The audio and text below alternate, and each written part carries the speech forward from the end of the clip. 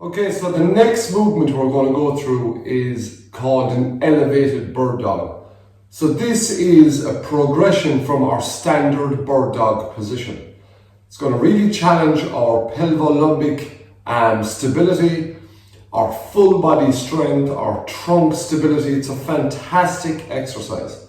Now, we set up in the bird dog position.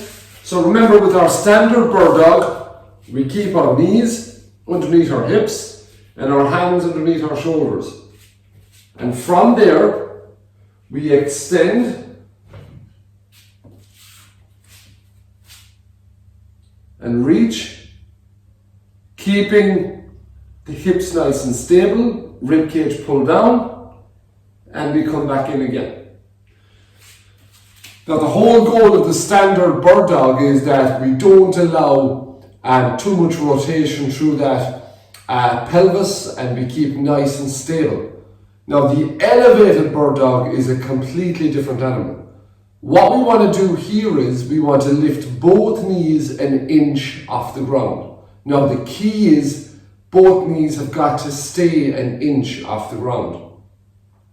Then what I do from there is I straighten opposite hands and legs, keeping the one knee just an inch off the ground, and then you bring it back in again.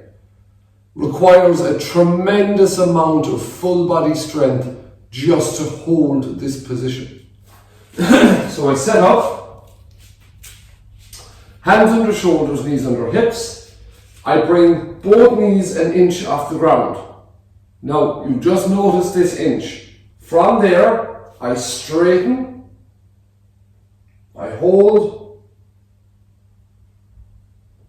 and I bring it back in again. Now what happens a lot of people is that they bring the knees an inch off the ground, then they straighten, but they leave this knee lift as well at the same time. You don't want the knee that's minimally just an inch off the ground to move whatsoever. You don't want it to lift up as you start to extend through the opposite hip. So it's a fantastic exercise to really challenge our trunk stability. It's called the elevated bird dog. When we perform this, count the left and right side as one rep. You want to hold the position for 2 to 3 seconds and then extend and bring it back in again. So this is one rep.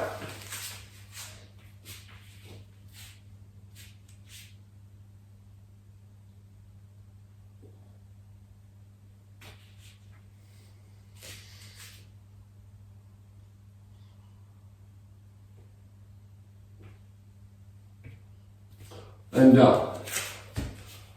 So there you have the elevated bird dog.